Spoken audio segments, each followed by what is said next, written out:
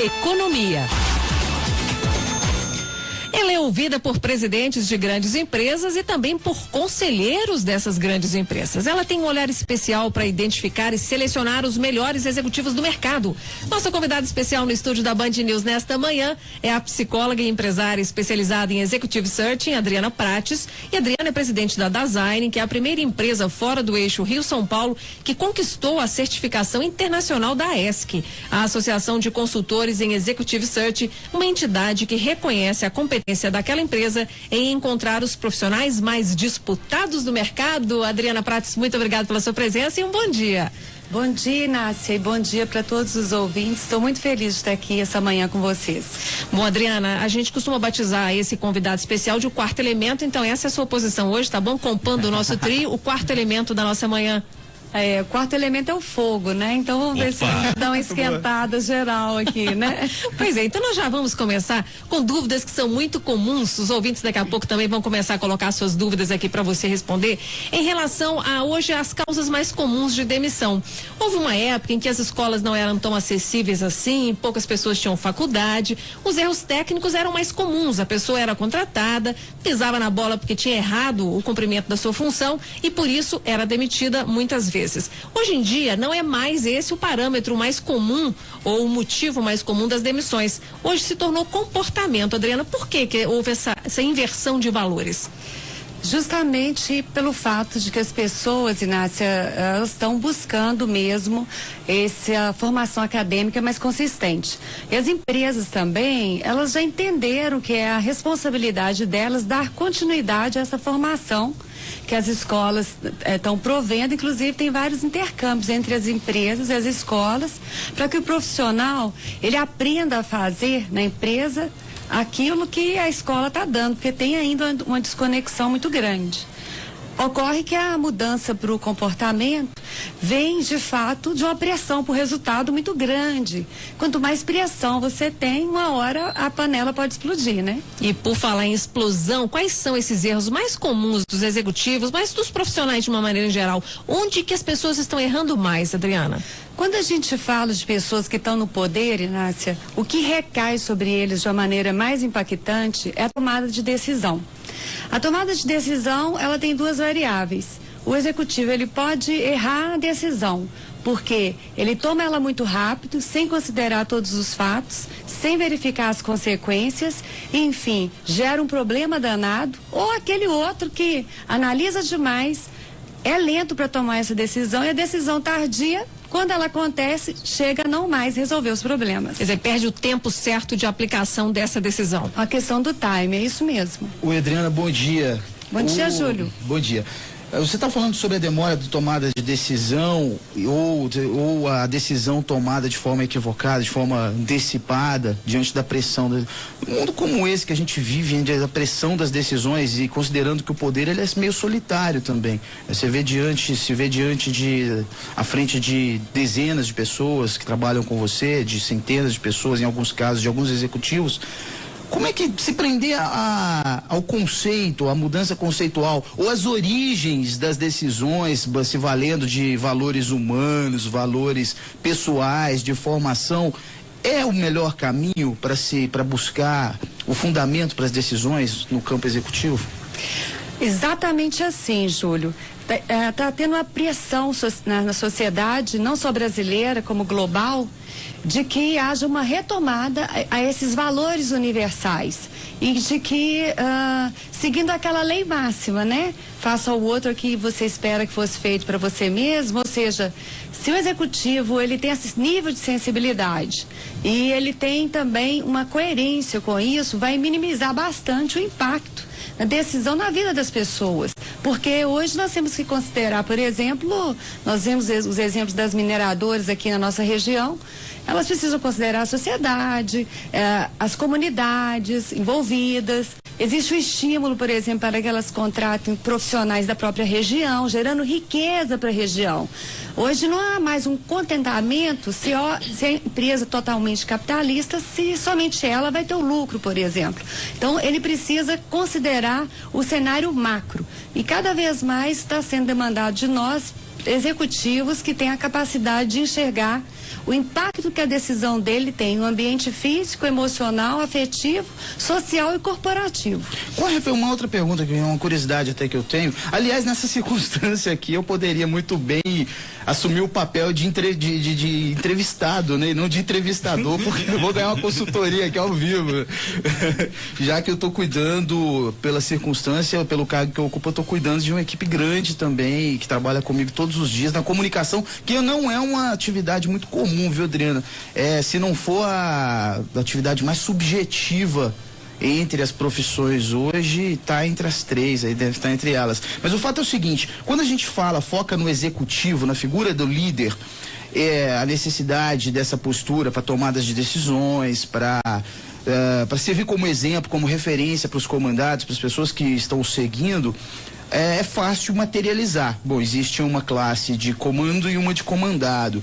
Agora, de certa forma, essa função executiva, qual é a reflexão que você faz enquanto se a gente entregar essa função executiva para toda a classe, para os trabalhadores, para o profissional? Porque, de certa forma, você é executivo em todos os segmentos da sua carreira. Executivo da função que você executa, né, de fato, do cargo que você exerce. E isso te leva, inclusive, na progressão da sua carreira. Qual que é a análise que você faz hoje desse mercado? Um mercado cuja mão de obra, prestação de serviço está tão difícil, tão carente, né? O mercado está tão carente disso. O que você acha que está acontecendo com os profissionais hoje enquanto execução mesmo da sua própria carreira, Adriana? Olha, por mais incrível que pareça, Júlio, o que eu percebo que está faltando gente que queira de fato trabalhar.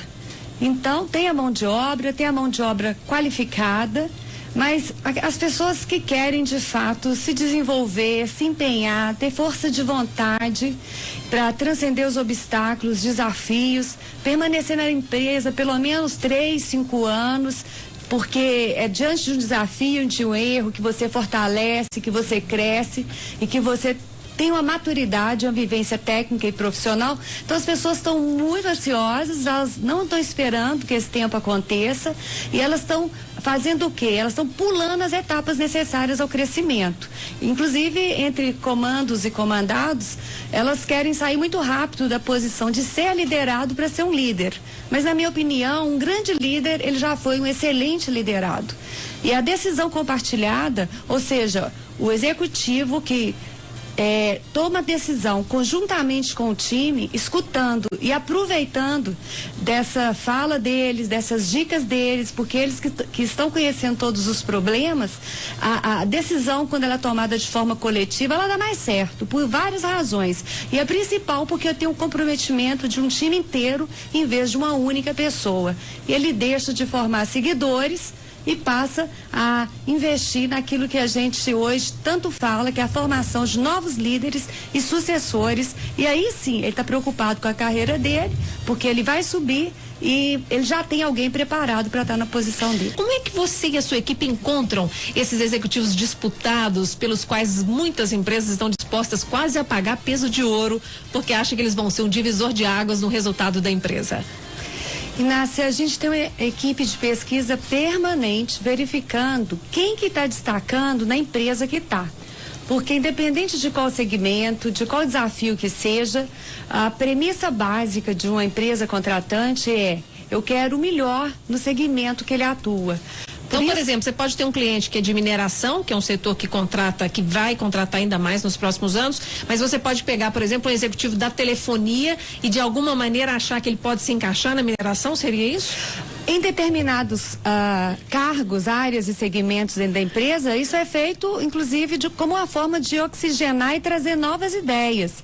O que não vai ocorrer, principalmente assim, se for uma área técnica, área de operações, um diretor de mina, por exemplo, claro que ele tem que ter aí uma experiência anterior muito forte em mineração mesmo, e muitas vezes até naquele minério específico, que seja ferro, que seja ouro, qualquer outro. Mas áreas de marketing, área comercial, áreas de finanças, os cargos de CFO, por exemplo, é muito simples isso, porque quem faz muito muito bem em alguma coisa e já tem uma bagagem de 5, 10, 15 anos, ele consegue transformar esse conhecimento em resultado para uma empresa de uma forma muito rápida. Agora, Adriana, quando um executivo de menor escalão, ele é convidado para mudar de empresa, basta muitas vezes oferecer apenas um pequeno aumento salarial.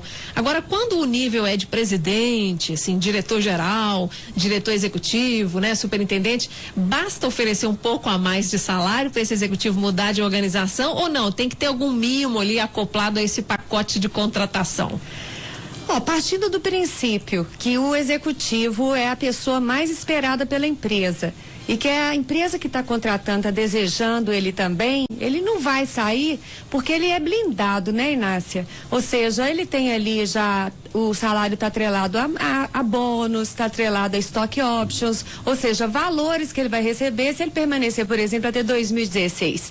Quem é que vai pagar essa conta? Se a empresa contratante está muito interessada nesse executivo, é o que a gente chama de hiring bônus ou bônus de entrada. Ou seja, ela vai ter que bancar aquele valor que o executivo iria receber na empresa anterior, vindo agora para esse novo desafio. E acredito que nada mais justo, né, Inácio? Se vale esse tanto, né? Se vale quanto pesa, vamos pagar por isso, né? Vai comprar, vai no pacote, né?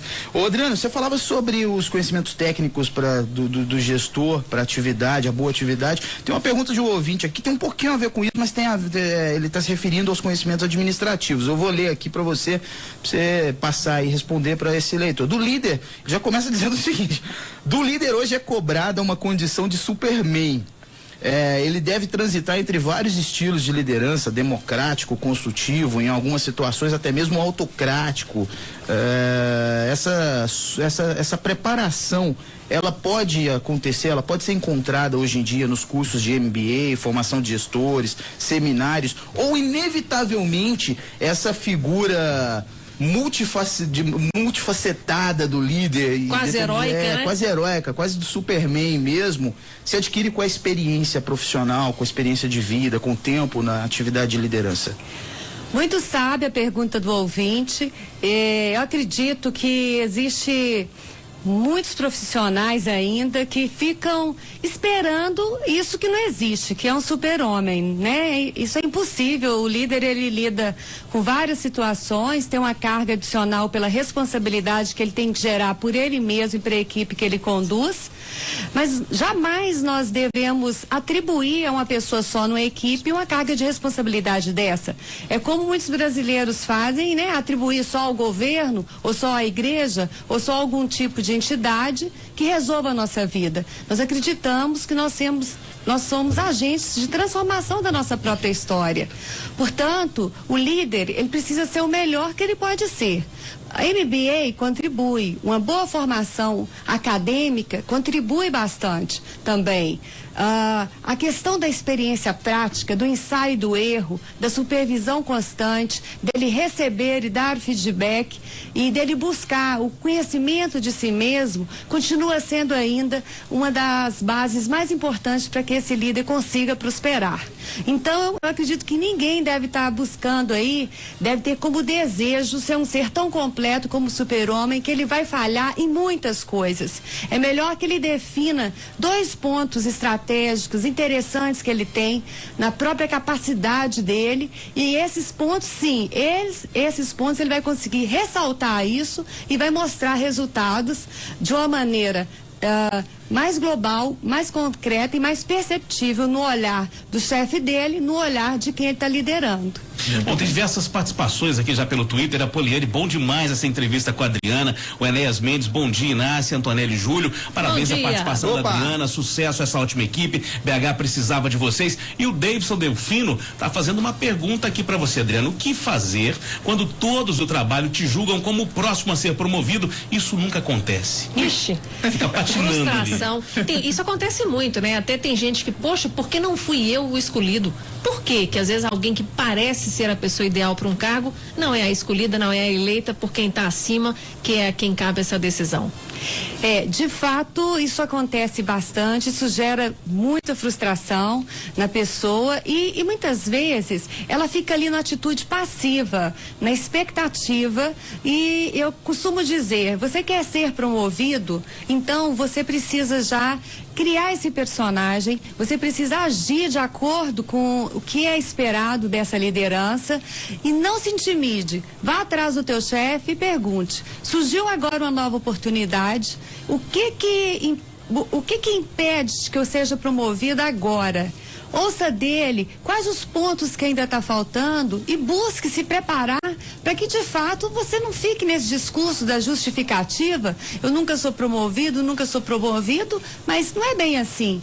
Você precisa exigir isso. Se você acredita que é capacitado, se teus colegas acreditam que você é capacitado e teu chefe não acredita, alguma coisa está errado. E não adianta deixar isso na responsabilidade dos outros. Nós precisamos aprender a trazer a tomada de decisão para nós. Ou seja, eu vou criar, eu vou ser proativo e buscar um crescimento. Agora, se esse chefe tem medo de mim, acha que eu vou bypassar, vou surpreender e até superar, aí você começa a questionar. Eu quero crescer, eu tenho capacidade e o chefe está me travando, será que eu tenho que continuar aqui mesmo? Enfim, a decisão tem que ser sua, não do outro. Nós temos hoje nas empresas um conflito que não é de hoje, evidentemente, ele é recorrente ao longo da convivência entre as gerações, que é o fato de nós termos gerações que convivem ali naquele espaço, a Y, a X, os baby boomers, e aí a geração Z, que também já está entrando no mercado de trabalho. E eu quero falar particularmente de um modo de pensar da geração Y, né?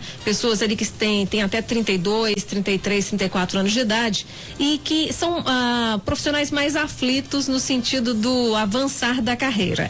Eles já entram, querem logo uma promoção e às vezes a empresa não tem porte para essa promoção, não tem cargos disponíveis acima, não tem um crescimento que comporte promoções frequentes. Você considera que é importante as empresas terem atenção com o fato de que esses mais jovens são mesmo aflitos e querem e tem que pensar nisso quando for contratar um jovem, ou é o jovem que tem que parar, sossegar um pouquinho, parar com essa aflição de querer mudar de empresa toda hora, um cargo mais desafiador toda hora? Qual que é a sua orientação, tanto para as empresas que têm esse profissional, quanto para esses jovens que estão aí dando trabalho para suas lideranças? Uma empresa, Inácia, já fez algo muito interessante que eu queria então replicar a ideia que eles tiveram. Eu tive lá conversando para pegar uma posição para uma pessoa aí dessa idade e eles falaram o seguinte: aqui nessa empresa a gente não compra o pacote da obsessão da geração Y. Ou seja, todos nós somos jovens um dia, todos nós sabemos e de fato e isso acontece muito. Eu tenho uma filha adolescente, por exemplo, e as pessoas vivem me questionando se a menina já se rebelou totalmente. Ou seja, é esperado pelo fato dela ser adolescente que ela se rebele totalmente. Não aconteceu ainda. Estou sempre dizendo ainda. Mas a mesma coisa acontece também com a questão da geração Y. Eu digo isso para minha filha: não vou comprar o seu pacote de rebeldia na adolescência total. Então, meio que alguns acordos e combinados, eles funcionam. E apesar das influências, né, que o nosso corpo, o hormônio, a geração, o tempo que eles foram criados, exercem sim alguma forma dele tentar acelerar a carreira, as empresas estão criando também uma medida muito inteligente que é a carreira Y. Né? Que não tem nada a ver com a geração Y. A carreira Y existe há muito tempo. E quando ela é feita de verdade, ou seja, o ser humano tem uma necessidade autêntica, ou seja, o ser humano em sua maioria, nem todos, tem uma necessidade autêntica de evoluir e crescer. Isso pode ser de uma forma vertical, cargos de poder, ou de uma forma horizontal, que é se especializando mais e mais.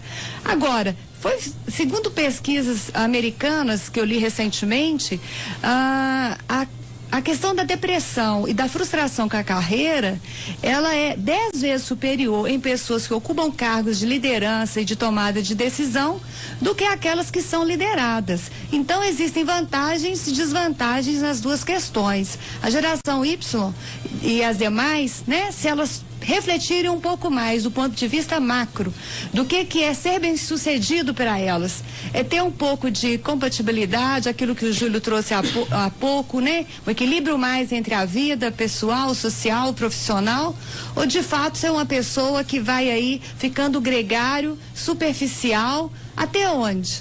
Adriana, pega mal para a empresa que está selecionando um currículo quando ela olha lá que o profissional não ficou nem 2 anos em cada uma das empresas que ele passou. Essa multiplicidade de empregos, isso pega mal em algum momento? Isso desvaloriza aquele profissional? Ou é tido como aquele inovador que está sempre buscando um novo desafio e conta pontos positivos para esse profissional? Totalmente inadequado, Inácia. Essa migração de carreira, ela mostra 2 coisas, né? O profissional até ele justifica isso. Eu saí por uma oportunidade melhor, saí por uma oportunidade melhor e por aí vai. Muitas vezes ele até mente, ele foi demitido. Agora, ocorre o seguinte, a expectativa, sair para uma coisa melhor, é esperado que o profissional tenha comprometimento com a empresa, tenha comprometimento com o projeto. E se ele é aquele que você nunca pode confiar, porque nos primeiros R$50 a mais que aparecer de proposta para ele, vai abandonar tudo. Prova que ele é o quê?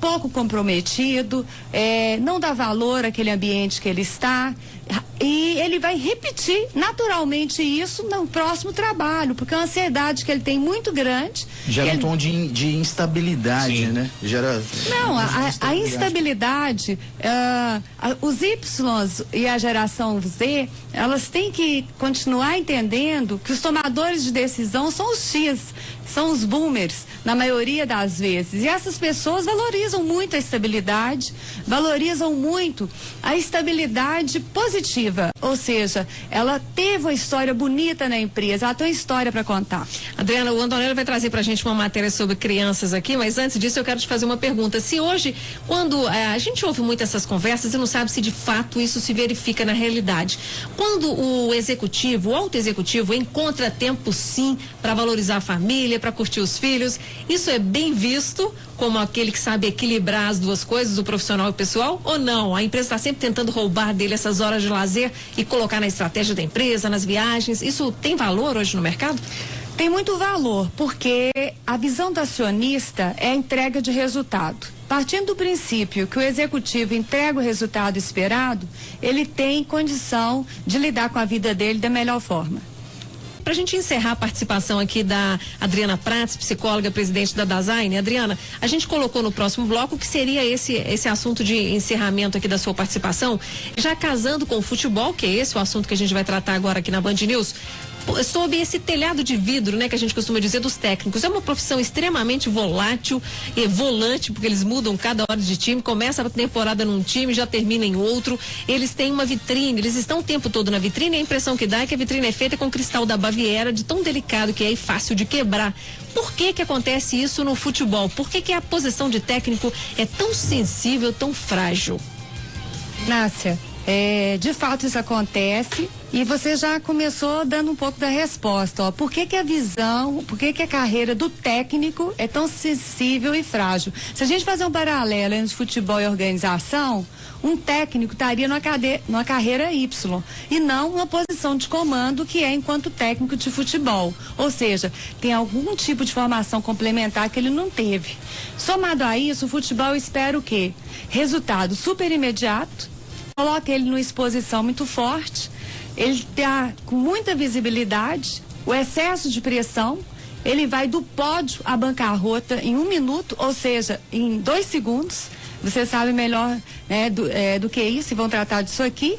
Agora, eu continuo acreditando que aqueles técnicos que buscaram a formação complementar, como vários outros, posso citar até o exemplo do Filipão, que eles insistem na máxima: menos estrelas, mais constelações. Isso tem funcionado nas empresas e tem se mostrado que mais pessoas brilhando dentro do campo vai trazer e conferir maiores resultados. Né, pro negócio. Guardado essas proporções, o futebol é o mercado mais ansioso, num período mais curto de tempo, onde as coisas acontecem e chegam à conclusão. E na qual são milhões de chefes indiretos que eles têm, que são as grandes torcidas, né? E o chefinho de estupim curto que cobra resultados cada vez melhores. Apaixonado pelo resultado, né? Exatamente. Quando é positivo. E que pode também odiar o resultado, né? Interferir de uma forma muito dramática na vida dessa pessoa. Ou seja, ele tem que ser psicologicamente, Nácia, muito bem assessorado, muito bem preparado. Porque senão realmente eles acabam tendo um surto, que é o que a gente vê nos gramados aí, comportamentos de técnicos totalmente inesperados para uma pessoa que chegou a atingir esse tipo de posição. Muito bem, Adriana Prats, que hoje foi o nosso quarto elemento aqui no Jornal da Band News Minas, primeira edição, completando o trio das manhãs. Muitíssimo obrigado pela sua participação. Certamente vai ter outro convite, porque tem muita gente elogiando, inclusive chegaram novas mensagens aqui pelo e-mail, mas que não vai dar tempo de trazer, a gente repassa para Adriana para ela saber que vocês gostaram, viu, ouvintes? E desejamos aqui um feliz Dia das Crianças para você. Agradeço muito a oportunidade, o carinho aí da manifestação dos ouvintes e desejo excelente final de semana para todo mundo. Foi um prazer enorme estar aqui trocando um pouco de ideia com vocês.